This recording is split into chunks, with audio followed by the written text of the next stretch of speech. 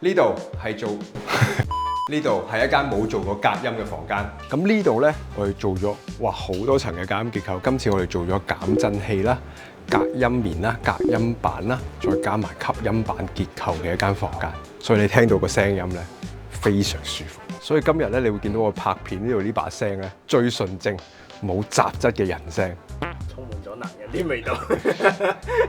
所以你聽到把聲呢，喺呢度啊，成個電台錄音咁樣啊，鄭子誠音樂情人咁嘅 feel。其實你會睇到咧，呢個空間其實係一間多功能室啦，係其實 for 玩嘅。你會見到可能我哋會有電視啦，我哋會有 KTV 啦，成隊 band 啊都可以喺度進行㗎啦。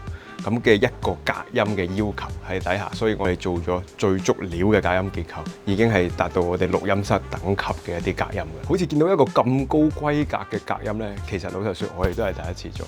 但係只要你有要求，我哋都會想辦法幫你實現。我哋係遠日空間，我係 Jack，我哋下次見。遠日空間2027早鳥裝修，新年新生活，即刻 inbox 我哋免費量尺啦！